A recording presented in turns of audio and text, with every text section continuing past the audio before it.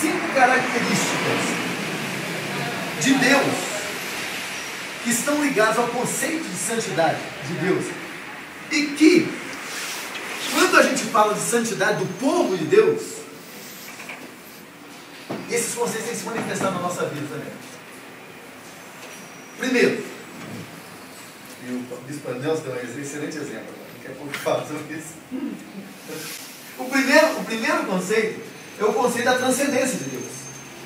Santidade de Deus tem a ver com o conceito de transcendência, né? Isaías vê o Senhor assentado sobre um alto e sublime trono, não é?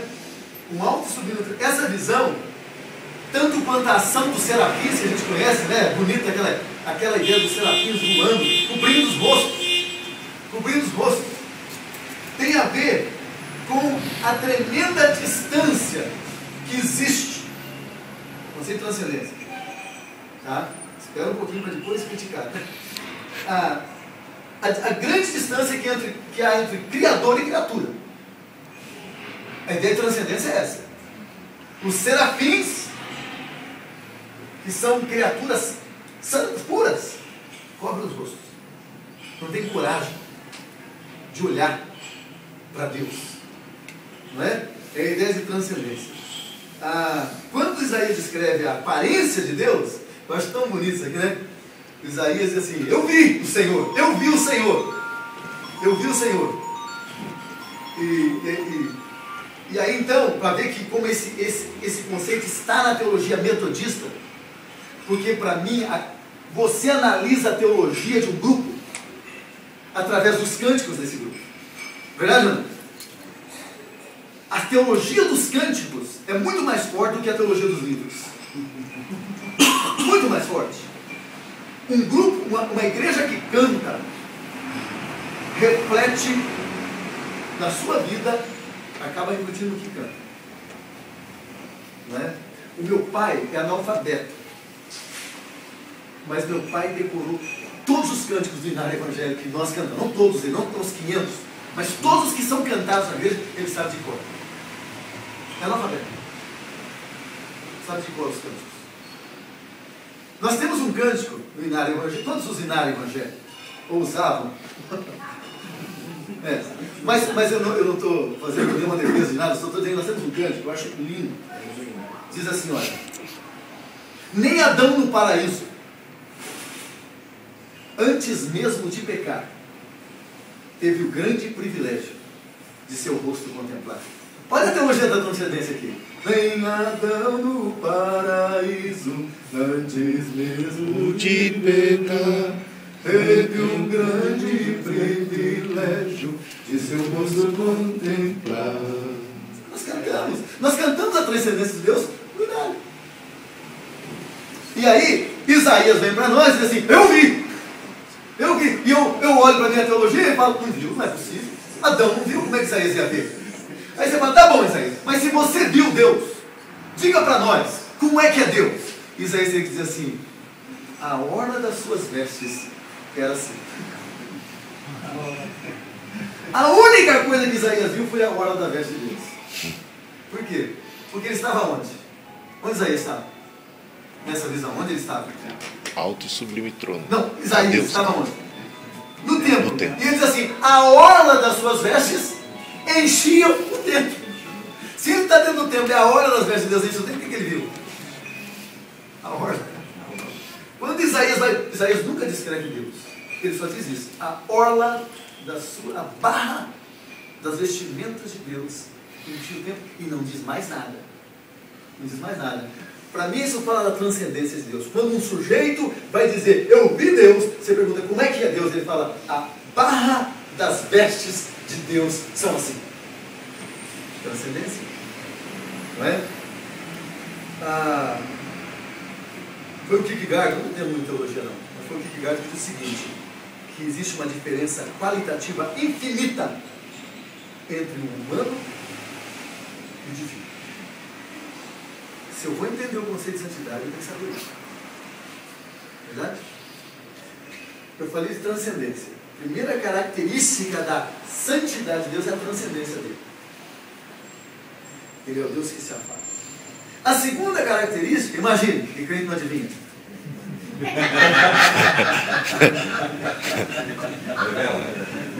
Fala a Deus, né? Senão não vamos saber. A segunda característica é a imanência. É a imanência. Santidade é um conceito de intenção. O Deus que é transcendente é o Deus que é imanente. E essa tensão é positiva, né?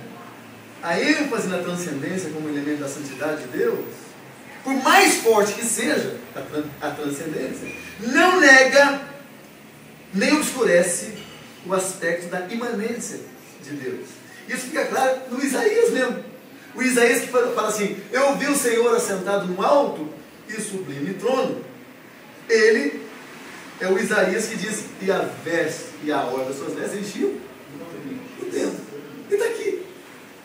O Deus que está lá é o Deus que está aqui, não é? E diz o que mais? A terra toda está cheia da glória de Deus, do cabode, né? De Deus. Colocando de maneira simples, bem simples, não, porque eu também não sou tão sofisticado assim, né?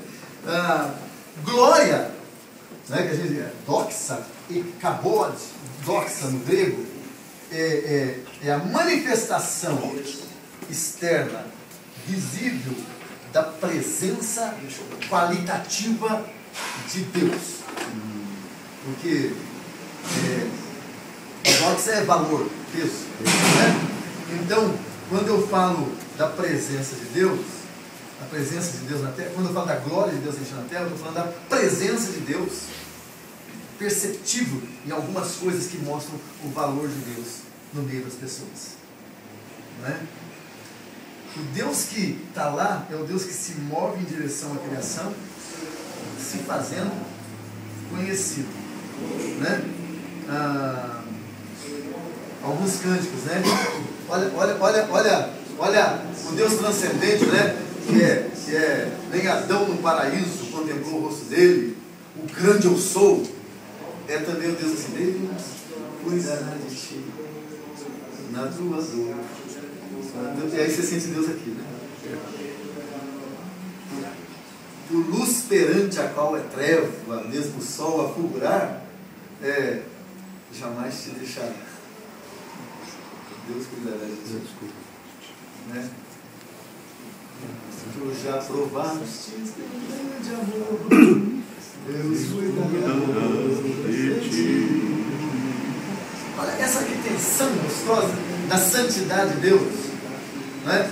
Agora lembra o seguinte, eu estou dizendo o seguinte: no dia a dia da igreja, no dia a dia do nosso ministério, essas características precisam se manifestar na nossa vida. Esse é o conceito metodista, que os conceitos, as características de Deus, porque ele diz ser de santo como eu sou santo, se manifestam na nossa vida também. Daqui a pouco nós temos isso. A terceira característica relacionada à santidade de Deus. Deixa eu dar um exemplo para vocês, que eu gosto muito. O dia que eu imaginei esse exemplo, fiquei muito contente, né?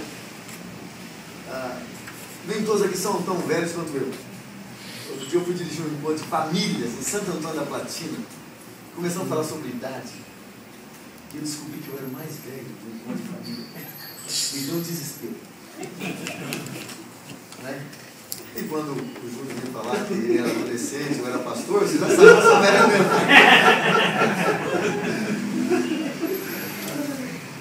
Mas alguns de vocês não vão se lembrar, mas alguns vão se lembrar com certeza. O John Kennedy, ex-presidente dos Estados Unidos, que faleceu em 64, tinha um filho que viveu há pouco tempo, o Júlio. E muitos de vocês viram essa fotografia. O John Kennedy sentado no salão oval da Casa Branca, no seu escritório. É o escritório mais poderoso do mundo na época, hoje já não é tão grande coisa assim, né? E o Júnior sentado debaixo da mesa, brincando. Aquilo, eu imagino a ideia da imanência. O que aquele menino dá? Qual a mensagem da fotografia? Ele é o presidente dos Estados Unidos, mas é meu pai, eu brinco debaixo da mesa dele. Não é? Como criança me gira no ar, que alguns cantam, né? Ele é o presidente do país mais poderoso da Terra na época. Você lembra disso? Mas eu sou filho dele, eu brinco debaixo da mesa dele, e se eu quiser eu pulo no colo dele e subo na mesa se eu quiser, porque ele é meu pai. Mas daí o presidente, quem lembra dessa fotografia? Tá. Tem uma fotografia que alguns vão lembrar, não é possível. Está passando o caixão do presidente. E o Júlio de calça curta, paletó, gravata e calça curta, batendo continência. Lembra disso? Batendo continência. Se a primeira está dizendo é o presidente dos Estados Unidos, mas é meu pai, e eu faço o que eu quero. Né? Na outra ele está dizendo assim, é meu pai, mas é presidente dos Estados Unidos. E uma vez que você percebe? Essa tensão, que para mim, no metodismo é muito claro. É muito claro. O temor de Deus e a tranquilidade na presença de Deus. Eu estava em Londrina, lá no quilômetro 9, acho que bem é da sua época, aquela favela, que agora já é uma cidade. É da sua época. E uma irmã, o marido dela foi curado. O irmão dela foi curado. E ela chega para mim e falou, bispo, o fulano, eu sinto, você não foi curado. E eu disse, foi curado mesmo? Está curado, está curado. Que maravilha, né, irmã Terezinha? Ela falou 3 frases, do ponto de vista lógico e do português é totalmente errado, mas do ponto de vista da fé, são lindas as frases. Quer dizer assim, o meu Deus é muito soberano, ele é totalmente real, eu estou orgulhosa dele. E eu percebi a imanência, a transcendência. Olha só, meu Deus é muito soberano. Primeiro está errado, porque não existe muito soberano, mas soberano não é. Totalmente real. Você é real e real. Mas ela está falando da transcendência. Muito soberano, totalmente real. E daí ela fala com uma frase que uma mãe que fala do filho. Eu estou orgulhosa dele. Essa coisa. E eu disse assim, está errado, mas eu vou dizer uma coisa para você. O meu Deus também é muito soberano, totalmente real, estou orgulhoso dele. Esse conceito de santidade, larga aqui. O que eu tenho que lidar com ele é bênção na vida dele.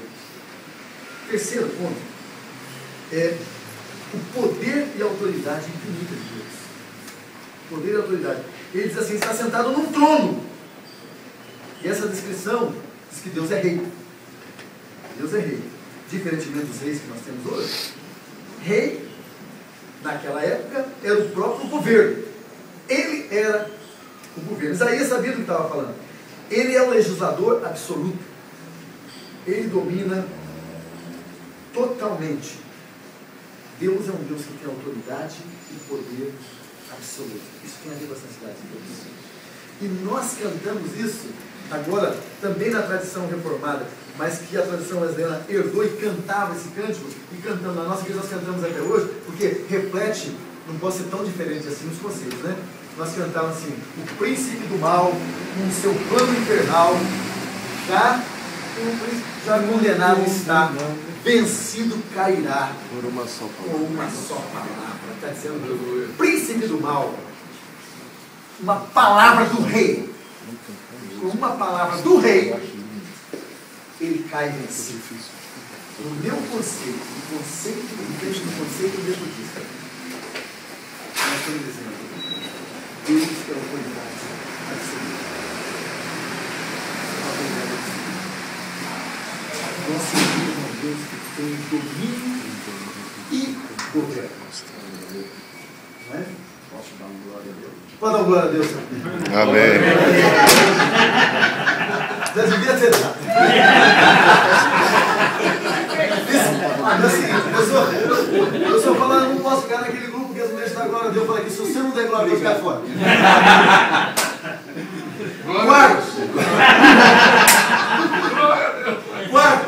Quarto característica para a gente poder ir embora, né? a pureza absoluta de Deus, santidade. E aí, pureza fica mais claro. A gente parece até a vergonha de falar a palavra, eu sou puro. Falar, de bobagem, o que é isso? Você é criança, por acaso? Está parecendo mulher. Sou puro. Pureza é um conceito ligado à santidade. Não é? Porque a santidade tem um elemento ético maior. Pureza tem um elemento muito pessoal. Muito pessoal. Então, quando Isaías tem a visão, a reação dele é: ai de mim! Ai de mim! Olha, Deus é poderoso, mas Isaías nos diz assim: ai de mim, estou perdido, porque Deus é poderoso, eu sou fraco. Você percebe? Ele diz assim: Deus é rico, eu sou pobre. Ele diz assim: Deus é puro, eu sou impuro. Isso é santidade. Ele poderia ter pego qualquer outro atributo de Deus para comparar com ele. Poderia ou não? Ele é grande, eu sou pequeno. Ele é rico, eu sou pobre. Ele é poderoso, eu sou fraco. Ele não diz isso. Ele diz: ele é puro e eu sou impuro. Tem a ver com santidade. As nossas igrejas precisam entender isso. Que o grande, no encontro com Deus, o que se sobressai é a pureza do Deus Santo. Glória a Deus. A pureza do Deus Santo. E para mim é mais ou menos assim. Olha, quem olha para nós, para uns mais do que para outros, você olha e fala assim: essa pessoa é santa. E a gente vai, cara, tem gente que tem cara de santo. Eu sei que eu não tenho. Eu sei que eu não tenho. Você vai falar assim: quem risada malandra é essa, João Carlos? Fala para mim. Eu sei que eu não tenho essa cara de santinho. Mas eu olho por isso e falo: mas esse jeito é santo. Mas eu fico lembrando que é mais ou menos assim, gente. Mais ou menos assim, ó. Na minha época, a gente encerava a casa com cera poliflor ou paquetinho. E daí passava escovão para tirar o grosso, e daí passava escovão com um pano por baixo para pegar. E a minha mãe, quando ia vir visitante, pastora era muito importante, ela dizia o seguinte: nós limpamos a sala, ninguém entra, porque o pastor me falou, nós queríamos deixar a sala perdendo também. E quem olhava aquela sala, assim, que coisa aqui. Aí, todos vocês tiveram essa experiência já. Aí bate um raio de sol na sala. E você olha para o raio do sol, e aquela sala é brilhando de limpa. O que você vê naquele raio de sol? De quê? Pó, aquela sala brilhando, no contraste com a luz do sol, ela está suja. Então as pessoas olham para mim e falam: ele é santo. Pode não. Mas olha para mim e diz assim: essa pessoa é santa. Mas quando a luz de Deus, a pureza de Deus bate em você, você fala: eu estou sujo. Eu sou impuro. E aqui eu tenho medo de pessoas, graças a Deus. E eu estou tendo o privilégio de ser Deus, Senhor dos Exércitos. A igreja precisa entender isso também, com Deus estamos entendendo isso. A pureza de Deus é fundamental na santidade, no conceito de santidade de Deus. Muito bem.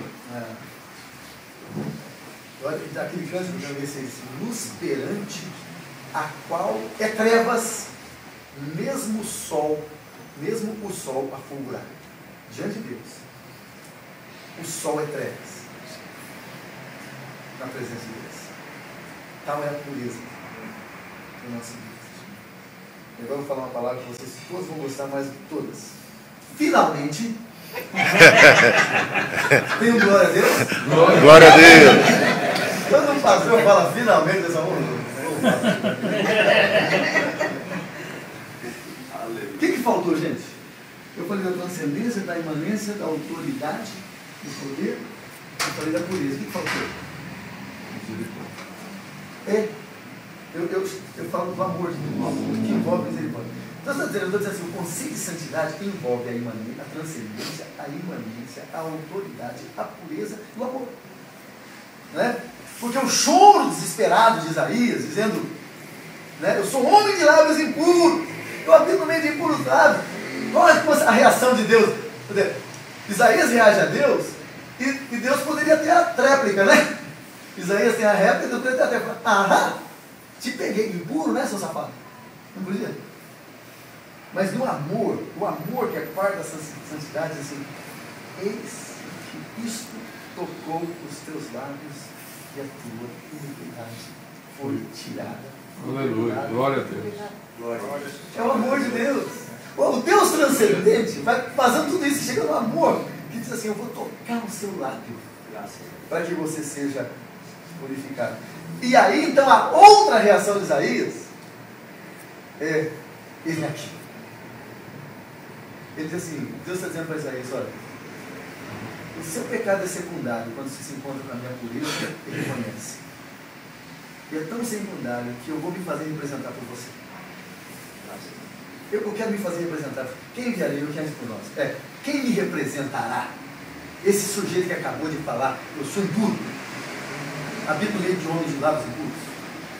Deus diz, você vai me representar, rapaz. Você vai me representar. É o Deus que não vai à porta, que não se vinga. Glória a Deus. O seu pecado é o Deus que está disposto a perdoar continuamente. Isso é parte da santidade de Deus. Tem pessoas que pensam que santidade é um conceito radical e que, não, a santidade envolve amor que diz, calma, não se desespere. Eu tenho solução para essa situação aparentemente desastrosa, que é o seu pecado. Na verdade, no Antigo Testamento, são várias, e no Novo também, se você pegar o Cântico de Maria, né, você vai perceber que a passagem que mostra a ligação entre a santidade de Deus e o amor de Deus. Na verdade, o que acontece? Toda vez que alguém canta a santidade de Deus, é consequência da pessoa ter visto o amor de Deus. É muito interessante isso. A pessoa sente o amor de Deus e exalta a santidade dele. Quer ver só? Olha lá. Em Êxodo, Moisés canta: quem entre os deuses é como tu, ó Senhor? Quem é como tu, poderoso em santidade? Em santidade. O que provocou esse cântico? Dizer que Deus é poderoso em santidade. Foi a manifestação do amor de Deus para com o seu povo. Deus livrou o povo do Mar Vermelho com amor, e Moisés diz, não diz, Deus é bonzinho. Moisés diz assim, Deus é santo. Deus livra o povo, ao invés de Moisés dizer, como Deus é bonzinho, diz, Deus é santo. Porque Deus nos livrou, Ele é santo. Né? Em 1 Samuel, Ana, 2:2, né? História de Ana, ela diz assim, ninguém é santo como o Senhor. Ana podia dizer, ninguém é bom como o Senhor. Mas ela não diz, ela canta a santidade de Deus. Que coisa bacana os metodistas entenderem isso. Quando Deus se manifesta poderosamente na sua vida, você glorifica a santidade dele. Testemunho de santidade. Não é? Aí a Ana diz assim, ninguém é santo como o Senhor. O que foi a inspiração? Qual foi a inspiração? Foi Deus dando um filho para ela, mandando pedir do filho. Ela não diz, Deus é milagreiro, Deus é poderoso, ela diz, Deus é santo. Ele me deu um filho, Deus é santo. E a declaração do salmista, no Salmo 77:13, o teu caminho a Deus é em santidade, acontece enquanto o salmista está relembrando os atos redentivos de Deus. Então, nós vimos esse conceito de santidade. Nenhum desses conceitos deveria ser enfatizado no meio metodista. Você percebe a teologia do metodista? Você consegue? Percebe que isso é nosso? Tudo isso é bem nosso. Nenhum dos conceitos deve ser enfatizado em detrimento do outro. Né? Mesmo assim, a gente vê, por exemplo, na tradição monástica, se enfatizou a separação e desapego. Não é? Os monges, separação e desapego. Na tradição mística, a abertura para a presença do divino. Não é? No movimento de santidade do século XIX, pureza moral. E no pentecostalismo, no início do século, o poder. Quando foi? A gente vai desmembrando o conceito de santidade de Deus.